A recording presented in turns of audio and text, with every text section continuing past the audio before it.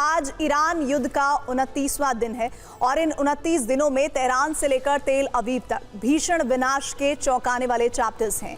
Donald Trump ने Iran से वादा किया था कि वो 5 दिन तक उसके ऑयल ठिकानों पर बमबारी नहीं करेंगे, लेकिन इस पर उन्होंने 24 घंटे में ही ईरान के 5 न्यूक्लियर बेस पर हमले किए हैं। इन हमलों से ट्रंप के शांति दूत या पीस मेकर वाले ख्वाब को बहुत ठेस पहुंची है, लेकिन दूसरी तरफ अमेरिका की वो फिक्र भी है जहां उसकी मिसाइलों का स्टॉक लगातार कम हो रहा है। इसके अलावा ट्रंप के विस्तारवाद वाली फाइल भी दिखाएंगे, जिसमें अब वो वेनेजुएला और ईरान पर हमला करने के बाद एक और देश को धमका रहे हैं। साथ ही ईरान से युद्ध के बीच बेंजामिन नेतन्याहू कैसे अपने ही घर में गिरते नजर आ रहे हैं। नेतन्याहू की इस फिक्र में वॉशिंगटन से मिली फटकार भी है। लेकिन शुरुआत डोनाल्ड ट्रंप के परमाणु प्रतिशोध की खबर से। पिछले 29 दिनों से चल रही जंग अब सबसे खतरनाक मोड़ पर पहुंच गई है। एक तरफ शांति वार्ता के दावे किए जा रहे हैं, तो दूसरी तरफ एक दूसरे के परमाणु ठिकानों को टारगेट कर महाविनाश की किताब खोलने का प्रयास किया जा रहा है। पिछले 24 घंटे में इजराइल और अमेरिका ने ईरान के 5 परमाणु ठिकानों को निशाना बनाया है। इनमें सबसे पहले बुशहर को टारगेट किया जा रहा था, जहां 10 दिन के अंदर ये तीसरा हमला हुआ है, और उसके बाद खुंदाब के हेवी वाटर रिएक्टर कॉम्प्लेक्स पर इजराइल की मिसाइलें गिरी। तीसरा धमाका ईरान के यज्द में स्थित अर्दगान येलो केक प्लांट पर किया गया। यहां यूरेनियम का संवर्धन होता है। चौथा हमला तेहरान से करीब 30 किलोमीटर दूर पार्चिन सैन्य ठिकाने पर हुआ, जहां ईरान के गुप्त परमाणु गतिविधियां चलती हैं। 5वां धमाका इस्फहान में हुआ, जहां ईरान की प्रमुख न्यूक्लियर फैसिलिटी है।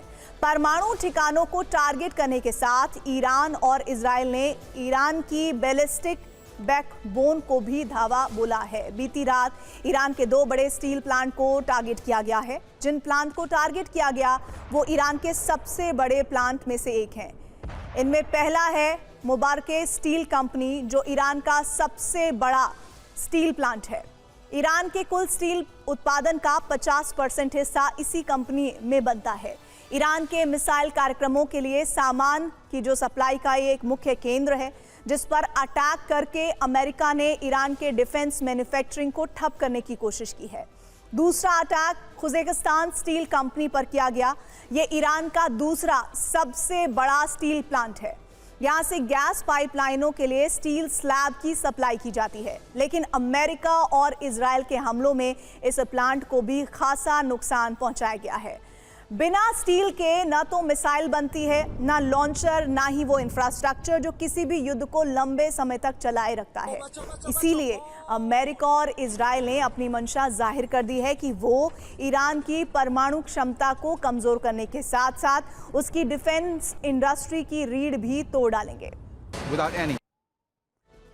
दरअसल सत्ता परिवर्तन के मकसद से शुरू हुआ ये युद्ध आखिर परमाणु युद्ध की ओर बढ़ रहा है। जरा ये भी जान लीजिए, नेतन्याहू और ट्रंप की जिद अब इस जंग को नेक्स्ट लेवल पर ले आई है, क्योंकि जो मौजूदा हालात हैं उनसे एक बहुत बड़ा खतरा उभर रहा है, और वो खतरा है न्यूक्लियर रेडिएशन का। परमाणु साइट पर हमले का मतलब सिर्फ इंफ्रास्ट्रक्चर को नुकसान नहीं होता है, बल्कि ये उस जहर को भी हवा में घुलने का मौका देता है जो लोगों की सांसों में जाकर उनकी जान ले सकता है। अगर किसी भी साइट पर, खासकर बुशहर न्यूक्लियर प्लांट से अगर रेडिएशन लीक हुआ तो उसका असर कई हजार किलोमीटर तक पड़ सकता है।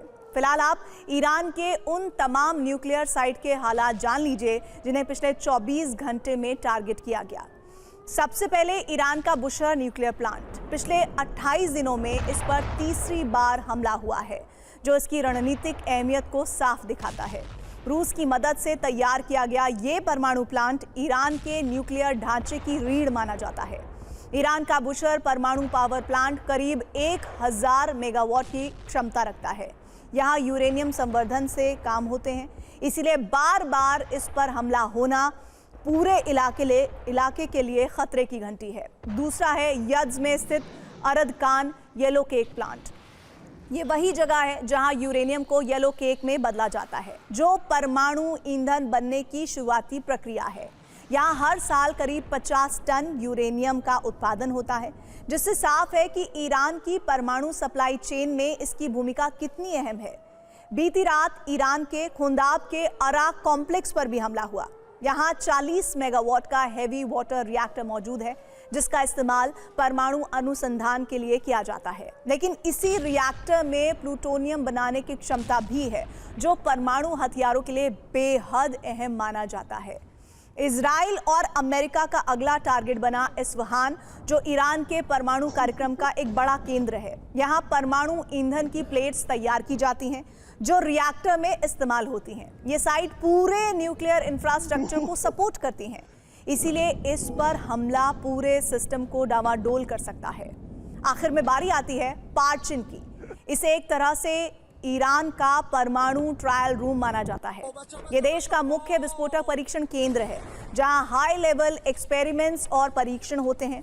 इस जगह पर हमला सिर्फ एक सैन्य कार्रवाई नहीं बल्कि उन गुप्त गतिविधियों को निशाना बनाना है जो अक्सर दुनिया की नजरों से दूर रहती हैं।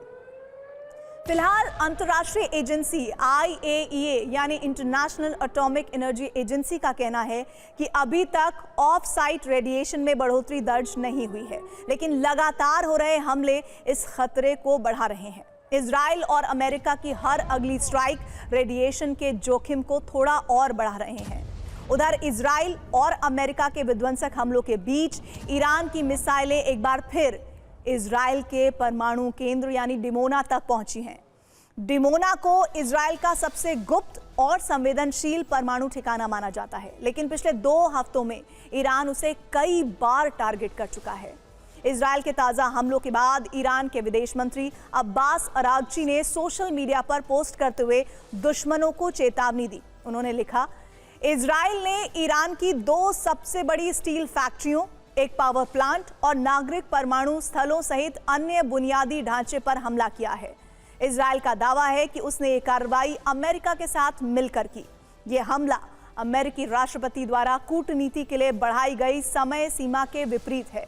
ईरान की सेना इजराइल के अपराधों की भारी कीमत वसूलेगी। इसके अलावा ईरान ने अपने परमाणु ठिकानों और स्टील प्लांट को निशाना बनाए जाने का बदला लेने की कसम खा ली है। ईरान ने एक लिस्ट जारी की है। इस लिस्ट में पश्चिम एशिया के 6 देशों में 6 बड़े स्टील प्लांट के नाम हैं। ये वो नाम है जो पश्चिम एशिया की रीढ़ की हड्डी माने जाते हैं और ईरान कह रहा है कि वो इस हड्डी को तोड़कर रहेगा। इस लिस्ट में सबसे पहला नाम है इजराइल के येहुदा स्टील प्लांट का। इसके बाद नजर आती है सऊदी अरब के हदीद स्टील प्लांट पर, जो खाड़ी की सबसे बड़ी स्टील कंपनियों में गिनी जाती है।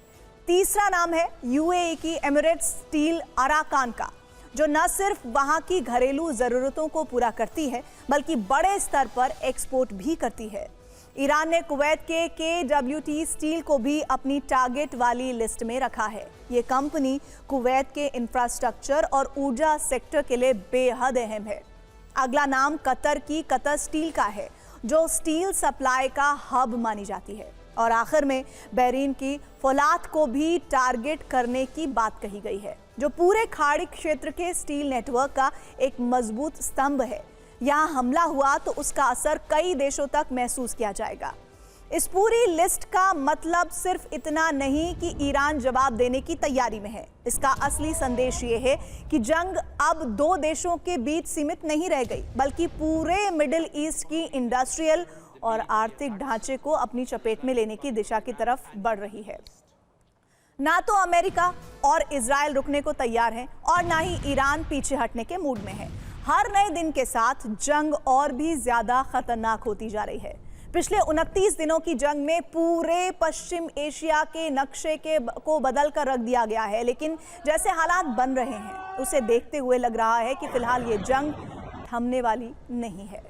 आपने सुना होगा कि सुपर पावर अमेरिका ने 6 अप्रैल तक के लिए बमबारी पर ब्रेक लगा दिया है, लेकिन ऐसा उसने क्यों किया है? इस सवाल के जवाब में एक डर है। डर उन अमेरिकी हथियारों के स्टॉक का जो लंबी खिंच रही जंग के चलते तेजी से खत्म हो रहा है, जबकि तेहरान झुकने को तैयार ही नहीं है। कहा जा रहा है कि ईरान की मिसाइल पावर के आगे यूएस फोर्स झटके खाने लगी है, कमजोर पड़ती दिख रही है। जिस ताकतवर टॉमाहॉक मिसाइल पर ट्रंप को घमंड है, उसका गोदाम खाली होने लगा है, जबकि युद्ध के 29 दिन बीत जाने के बाद भी ईरान का मिसाइल भंडार लगभग 70% भरा हुआ है। इसी वजह से डोनाल्ड ट्रंप का ब्लड प्रेशर हाई है। युद्ध में अमेरिका ने बड़े पैमाने पर टोमाहॉक क्रूज मिसाइलों का इस्तेमाल किया। इसे अमेरिकी हथियारों के जखीरे का अहम हथियार माना जाता है। यूएस मीडिया रिपोर्ट्स के मुताबिक लगभग 1 महीने में अमेरिका ने ईरान पर 850 टोमाहॉक मिसाइलें दाग दी हैं। अनुमान है कि अमेरिकी नौसेना के पास लगभग 4000 टोमाहॉक मिसाइलें थीं।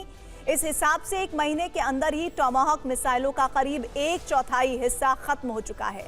1 साल में अमेरिका 600 टोमाहॉक मिसाइलें बनाता है, यानी 1.5 साल में वो जितनी मिसाइलें बना पाता उतनी वो खर्च कर चुका है। इस कमी को पूरा करने में उसे कई महीने लग जाएंगे। जबकि युद्ध फिलहाल खत्म होता दिख नहीं रहा। ऐसे में अमेरिकी रक्षा मंत्रालय पेंटागन के अंदर काफी टेंशन है। तनाव इस बात को लेकर है कि अगर लड़ाई लंबी होती चली गई तो कहीं स्टॉक न खत्म हो जाए। यही नहीं, उनके लिए सहयोगियों को भी ये मिसाइल सप्लाई करना मुश्किल हो सकता है। हालांकि 2024 में इस मिसाइल का पर्याप्त स्टॉक रखने के लिए जापान के साथ डील हुई थी। ये तय हुआ था कि दोनों मिलकर इसे बनाएंगे, जिससे प्रोडक्शन दोगुना हो जाएगा। लेकिन अमेरिका ने इस साझेदारी के लिए इतनी सख्त शर्तें रख दी कि डील ही अटक गई और योजना खटाई में पड़ गई। टोमाहॉक अमेरिका की लंबी दूरी की क्रूज मिसाइल है, जिसका वार काफी सटीक माना जाता है। इसकी रेंज 1600 से 2500 यानी 2500 किलोमीटर तक है। ये अपने साथ 500 किलो तक विस्फोटक लेकर उड़ सकती है। इसे समंदर में मौजूद युद्धपोत और पनडुब्बियों से भी दागा जा सकता है, यानी दुश्मन के इलाके में घुसे बिना हमला संभव है। एक टोमाहॉक की लागत करीब $36 लाख यानी भारतीय रुपयों में 34 करोड़ है। इस मिसाइल का बड़े पैमाने पर पहला इस्तेमाल 1991 के खाड़ी युद्ध में हुआ था। अमेरिका ने इराक पर दूर से सैकड़ों मिसाइलें दागी थी। इसे रिमोट वॉर कहा गया, क्योंकि पहली बार इतनी सटीक और लंबी दूरी की क्रूज मिसाइल इस्तेमाल हुई थी। पेंटागन की दिक्कत सिर्फ टोमाहॉक मिसाइल का घटता स्टॉक नहीं है, बल्कि परेशानी ये भी है कि ईरान का मिसाइल भंडार इतना विशाल है कि मिसाइलों इतने सटीक जो सीक्रेट गोदाम है कि अमेरिका या इजराइल चाहकर भी उसे सरेंडर को मजबूर नहीं कर पा रहा। पश्चिमी मीडिया में ट्रंप और नेतन्याहू की चिंता बढ़ाने वाली रिपोर्ट्स छप रही हैं। खबर है कि 1 महीने की जंग के बावजूद ईरान के पास अब भी घातक मिसाइलों का लगभग 70% स्टॉक बचा हुआ है, जिसके दम पर वो युद्ध को लंबा खींच सकता है। कितना, इसका अंदाजा फिलहाल लगा पाना मुश्किल है। इनमें से एक है यस अंडरग्राउंड कॉम्प्लेक्स। 2026 की रिपोर्ट्स के मुताबिक ये ईरान का सबसे आधुनिक बेस है, जो 500 मीटर गहराई में बना है। ये AI कनेक्टेड सिस्टम से लैस है। यहां से हाइपरसोनिक मिसाइलें लॉन्च की जा सकती हैं। दूसरा है केश्म द्वीप। फारस की खाड़ी का द्वीप एक अंडरग्राउंड किला बन चुका है। यहां से ईरान अपने नौसैनिक मिसाइलों और ड्रोन्स के जरिए हॉर्मुज को कंट्रोल करता है। तीसरा नाम है कोनिश कैनियन। पश्चिमी ईरान के करमनशाह स्थित इस साइट में सुरंगों का जाल है, जो कयाम 1 और फतह जैसी मिसाइलों का ठिकाना है। यहां से इजराइल और खाड़ी देशों पर कम समय में हमला किया जा सकता है। इनके अलावा एक है इमाम जावेद बेस, जिसे मोबाइल लॉन्चर्स के लिए बनाया गया है। चौड़ी सड़कों वाली सुरंग में मिसाइल से भरे ट्रक अंदर ही घूम सकते हैं। तो सवाल है कि ईरान ने जब अपनी मिसाइलों को एक्टिव मोड में रखा है, अंडरग्राउंड बेस बना रखे हैं, तो क्या अमेरिका ये सब चुपचाप देखता रहेगा? आखिर वो क्या करेगा? ऐसी आशंका है कि अमेरिका के सब्र का इम्तिहान 6 अप्रैल को जवाब दे सकता है। संभव है कि हॉर्मुज में स्पेशल ऑपरेशन शुरू हो जाए। ऐसी रिपोर्ट्स है कि ईरान पर हमले का ब्लूप्रिंट तैयार है। शायद अमेरिका ने इसलिए युद्ध के बीच अचानक ब्रेक लिया, ताकि नए सिरे से वो अटैक की रणनीति बना सके। ऐसी रिपोर्ट्स हैं कि अमेरिकी हमले 3 चरण में हो सकते हैं। पहले चरण में वो F-35 लाइटनिंग फाइटर जेट का इस्तेमाल कर सकता है। 5वीं पीढ़ी के इस स्टेल्थ जेट का टारगेट ईरान का सुरक्षा चक्र होगा। रडार की पकड़ में नहीं आने वाले F-35 से सैन्य ठिकानों पर हमले का प्लान है। साथ ही साथ दूसरे चरण में यूएस फोर्स ईरान की मिसाइल सिटी पर धावा बोल सकती है। कहा जा रहा है कि मिसाइल गोदामों को टोमाहॉक से तबाह किया जाएगा। इसके जरिए एक साथ कई ठिकानों पर हमला किया जाएगा। वहीं तीसरे चरण में B-2 बॉम्बर्स नेवातिम बेस पहुंचेंगे। इस चरण में बंकर बस्टर बम से हमले की रणनीति है, यानी ईरान के परमाणु ठिकानों पर प्रहार किया जाएगा। अमेरिकी B-2 बॉम्बर्स GBU-57 बम से हमला करेंगे।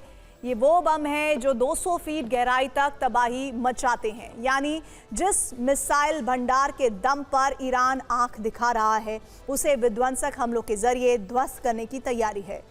अब इसमें अमेरिका और इजराइल को कामयाबी मिलेगी या फिर ईरान कोई नया और चौंकाने वाला गेम कर देगा, ये तो आने वाला वक्त ही बताएगा। भीषण युद्ध के बीच अमेरिकी राष्ट्रपति डोनाल्ड ट्रंप की धमकियां भी वायरल हैं।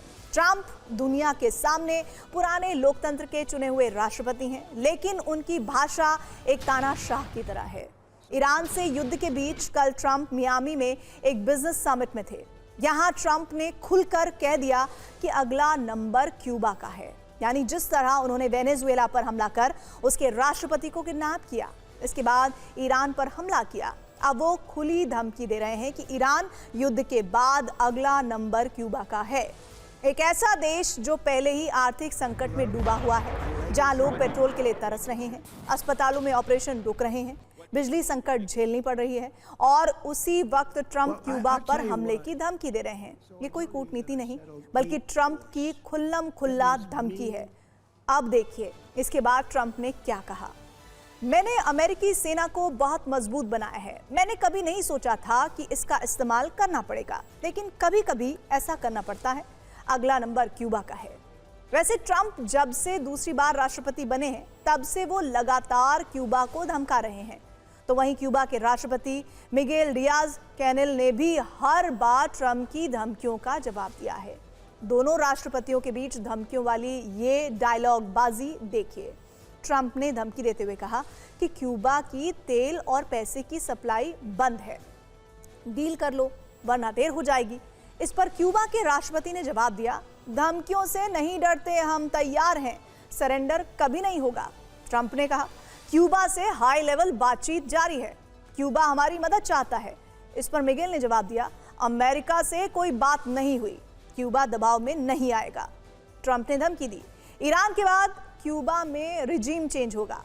कैनेल ने जवाब दिया, डोनाल्ड ट्रंप ख्वाब देख रहे हैं। ट्रंप ने कहा, क्यूबा कमजोर है, वहां फ्रेंडली टेकओवर कर सकते हैं। जिस दिन से डोनाल्ड ट्रंप ने ईरान के खिलाफ युद्ध छेड़ा है, उस दिन से वो लगातार अजीबोगरीब बयान दिए जा रहे हैं। कभी कहते हैं हम जंग जीत गए हैं, कभी कहते हैं युद्ध लंबा चलेगा। ऐसा लग रहा है जैसे ट्रंप को समझ नहीं आ रहा कि किस वक्त क्या बोलना है।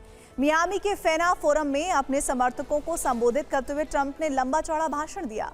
हर बार की तरह इस बार भी उन्होंने जमकर खुद की तारीफ की। ईरान का मुद्दा भी उठाया, वेनेजुएला का भी जिक्र किया, लेकिन भाषण देते हुए वो कुछ ऐसी बातें बोल गए जिन्हें सुनकर आपको भी हैरानी होगी। वैसे तो ट्रंप ने इस कार्यक्रम में न जाने कितनी बार अजीब तरह की बातें की, लेकिन हम आपको उनका एक बयान बताते हैं जिससे आप अंदाजा लगा सकते हैं कि सबसे ताकतवर देश का राष्ट्रपति कभी-कभी कितनी कमजोर बातें करता है।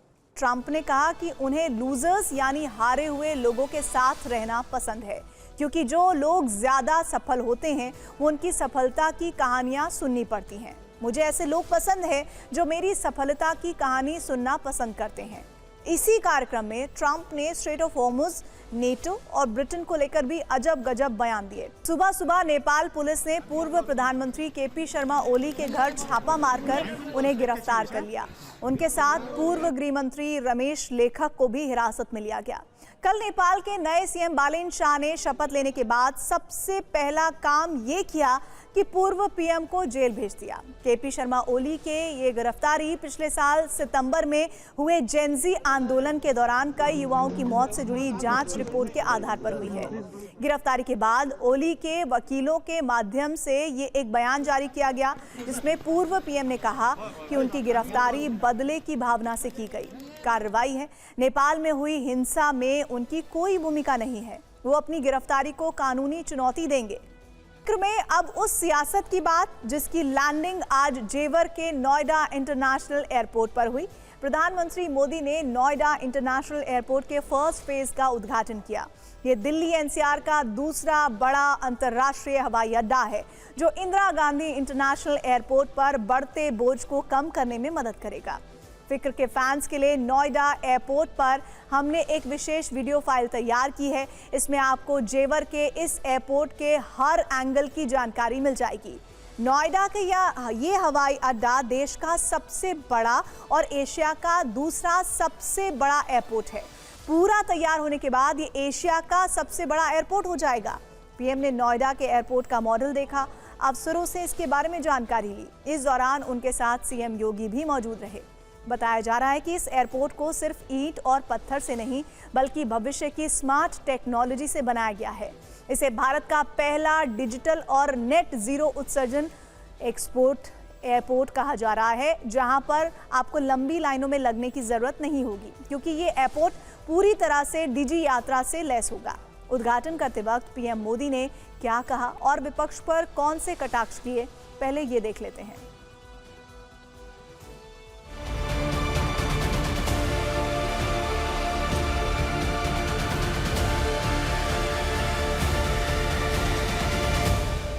इस एयरपोर्ट को अटल बिहारी वाजपेयी जी की सरकार ने 2003 में ही फाइल में मंजूरी दे दी थी, लेकिन केंद्र में कांग्रेस और यहां की पहले की सरकारों ने सालों तक इस एयरपोर्ट की नींव तक नहीं पड़ने दी। लेकिन जैसे ही यहां भाजपा एनडीए की सरकार बनी, दिल्ली में भाजपा एनडीए की सरकार बनी, तो जेवर एयरपोर्ट की नींव भी पड़ी, निर्माण भी हुआ और अब ये शुरू भी हो गया है। पहले जो सरकारें रही हैं वे मानती थी कि हवाई यात्रा सिर्फ अमीरों के लिए ही होनी चाहिए, लेकिन भाजपा सरकार ने सामान्य भारतीयों के लिए हवाई यात्रा को आसान बना दिया। कुर्सी जाने के डर से पहले के सत्ताधारी यहां आने से डरते थे। अब वही इलाका पूरी दुनिया का स्वागत करने के लिए तैयार है। नोएडा एयरपोर्ट को लेकर जो सबसे बड़ा सवाल चल रहा है वो ये कि यहां से किन किन शहरों के लिए फ्लाइट मिलेगी, तो इसकी भी संभावित लिस्ट आ गई है। अब तक की जानकारी के मुताबिक यहां से मुंबई, बेंगलुरु, हैदराबाद और कोलकाता की फ्लाइट मिलेगी। इसके अलावा पुणे, लखनऊ, अहमदाबाद, चेन्नई, गोवा और जयपुर के लिए भी विमान उड़ान भर सकते हैं। हालांकि ये अभी आधिकारिक लिस्ट नहीं है। आपको ये भी बताते हैं कि कैसे पूरा तैयार होने के बाद नोएडा का इंटरनेशनल एयरपोर्ट एशिया का सबसे बड़ा एयरपोर्ट बनने वाला है और ये कितने फेज में तैयार होगा। पहले फेज के उद्घाटन के बाद अभी सालाना इस एयरपोर्ट की यात्री क्षमता करीब 1.25 करोड़ होगी। दूसरा फेज 2031 तक तैयार होगा, जिसके बाद सालाना यात्रियों की क्षमता 3 करोड़ तक हो जाएगी। दावा है कि तीसरा फेज 2036 तक बन जाएगा, जिसके बाद सालाना यात्रियों की क्षमता 5 करोड़ तक पहुंच जाएगी, जबकि 2040 तक ये एयरपोर्ट पूरी तरह से बनकर तैयार हो जाएगा, जिसके बाद इसकी क्षमता 7 करोड़ हो जाएगी। Noida international airport 52 square kilometre में बनना प्रस्तावित है। एशिया के सबसे बड़े एयरपोर्ट की बात करें तो ये अभी चीन का बीजिंग डेक्सिंग इंटरनेशनल एयरपोर्ट है, जिसका एरिया 47 स्क्वायर किलोमीटर है। यानी पूरा बनने के बाद नोएडा एयरपोर्ट एशिया में सबसे बड़ा होगा।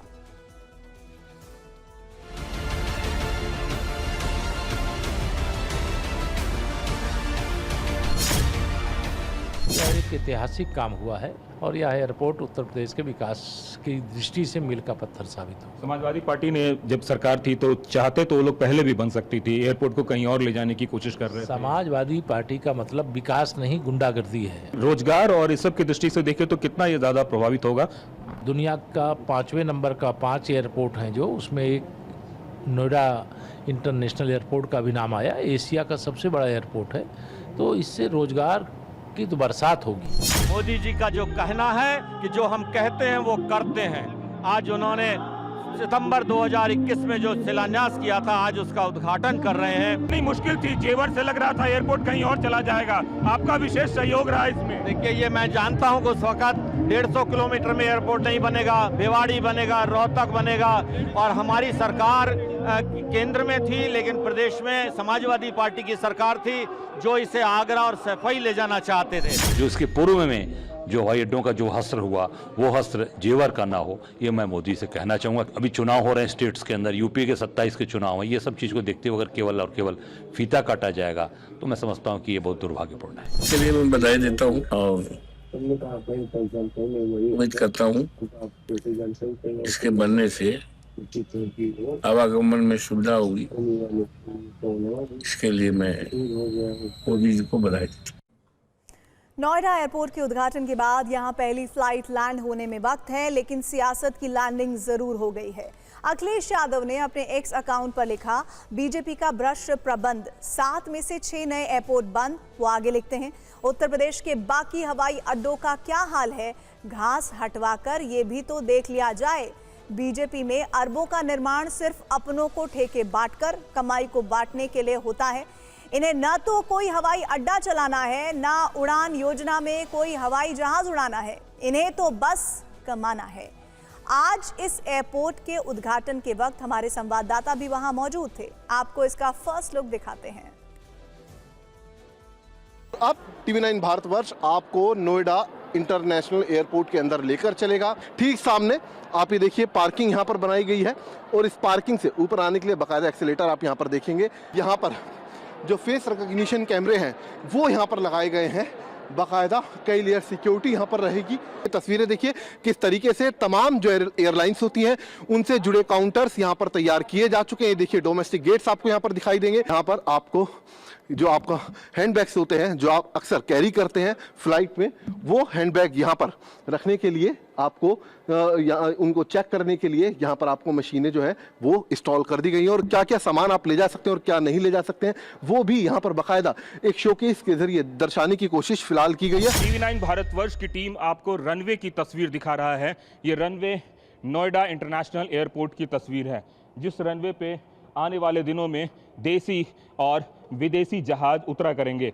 तो ये जो आपको रनवे की तस्वीर दिख रही है, ये नोएडा इंटरनेशनल की तस्वीर दिख रही है। अब आइए आप देखिए इस एयरपोर्ट के इस नमूने को, जो इसका डिज़ाइन है, ये डिज़ाइन अपने आप में बेहतरीन है, और ये पूरा जब एयरपोर्ट बन के तैयार हो जाएगा तो ये कुछ इस तरीके से दिखेगा। प्रधानमंत्री नरेंद्र मोदी ने कहा है कि आने वाले समय में हर 2 मिनट पे एक जहाज की लैंडिंग होगी या यहाँ से उड़ेगा। आप इससे अंदाजा लगा सकते हैं कि आने वाले दिनों में 7 करोड़ पैसेंजर्स यहाँ से जाएंगे। और अब चुनावी युद्ध की बात, जिसमें बम और गोली नहीं बल्कि चिंगारी भरे बयानों और बोली का इस्तेमाल है, और इसका केंद्र है पश्चिम बंगाल, जहां चुनाव की तारीखों के ऐलान के बाद से रोज सियासी तापमान में इजाफा महसूस किया जा रहा है।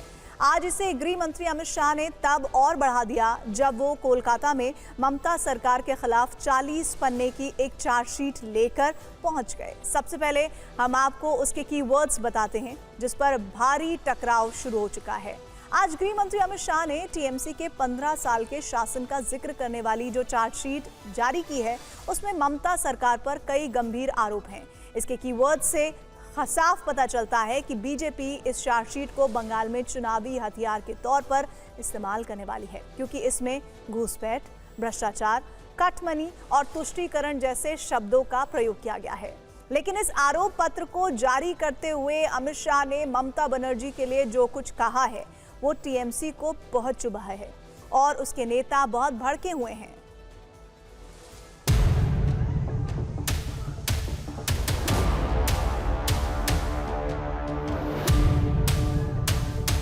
ममता दीदी ने हमेशा विक्टिम कार्ड का पॉलिटिक्स खेला है। कभी पैर तुड़वा लेती हैं, कभी सिर पर पट्टी बंधवा देती हैं, कभी बीमार हो जाती है, और कभी चुनाव आयोग के सामने बेचारा बनकर चुनाव आयोग को गालियां निकालती। ये जो चार्जशीट है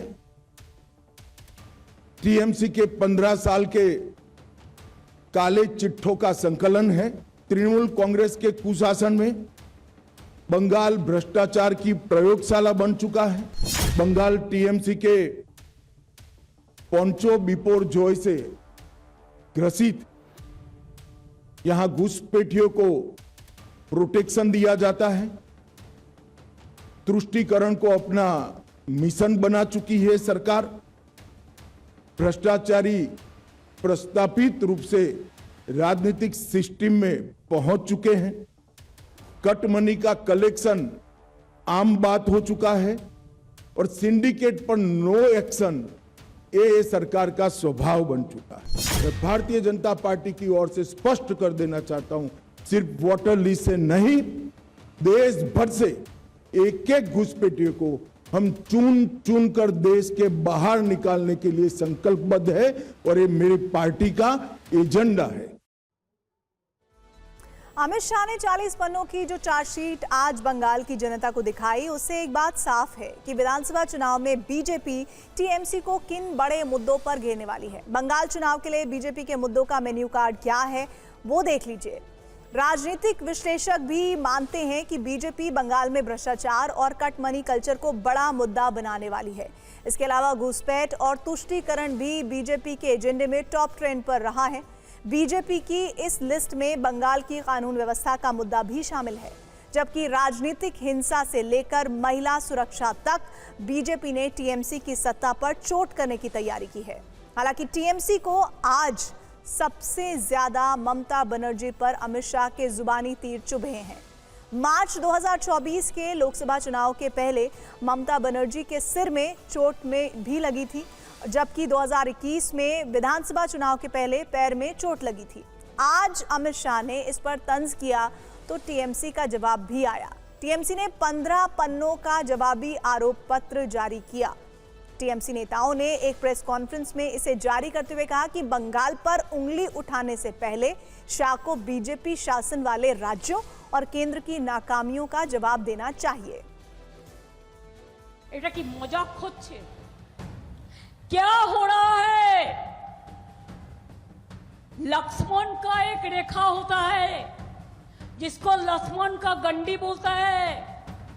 सीता देवी को कहा गया था आप लक्ष्मण गंडी पार मत करो। BJP is crossing all the limit. গতকাল রামনবমীর মিছিল ছিল, পরশু ছিল। ধর্ম মানে কি? ধর্ম মানে মানবিকতা। না জানলে ওই কমিউনাল লোকেদের বলবো বইটা খুলে একটু পড়ুন। আমার হাত থেকে লোক সরিয়ে দিয়ে রঘুনাথপুরে কালকে দাঙ্গা করেছো, বিজেপি করেছো তুমি। তোমার লজ্জা থাকা উচিত। সেই জন্যই সবাইকে সরিয়েছো যাতে দাঙ্গা করা যায়। রঘুনাথগঞ্জে দোকান ভেঙেছো, লুটপাট করেছো। बंगाल में इस वक्त एसआईआर वाली चिंगारियां भी निकल रही हैं। आज प्रेस कॉन्फ्रेंस के दौरान हमारे संवाददाता ने गृह मंत्री अमित शाह से इस पर भी सवाल किया, वो भी आपको दिखाते हैं।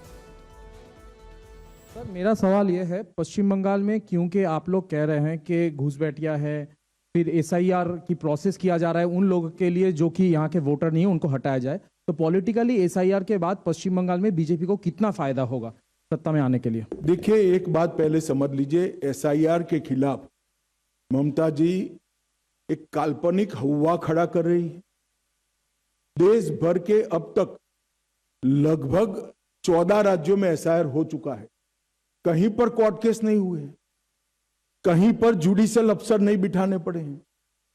इसी चुनाव में केरल और तमिलनाडु भी चुनाव में है, वहां डीएमके की सरकार है, वहां कम्युनिस्टों की सरकार है। एसआईआर हो चुका, मतदाता सूची प्रसिद्ध हो चुकी है, कोई गड़बड़ नहीं हुई है। एसआईआर को सहयोग न देना इसका एकमात्र कारण है कि ममता दीदी घुसपैठियों को बचाना चाहती है और घुसपैठियों के वोट से फिर से चुनकर आना चाहती है और अगले 5 साल और घुसपैठ कराना चाहती है। मगर ममता दीदी, आपका स्वप्न कभी पूरा नहीं होने वाला है। एसआईआर भी हुआ है और बंगाल की जनता भी इस बार दृढ़ निश्चय लेकर बैठी है कि घुसपैठ को हम सहन नहीं करेंगे। अच्छी कानून और व्यवस्था के लिए वोटिंग करेंगे, विकास के लिए वोटिंग करेंगे, मोदी जी के लिए वोटिंग करेंगे और भारतीय जनता पार्टी की सरकार बनाएंगे।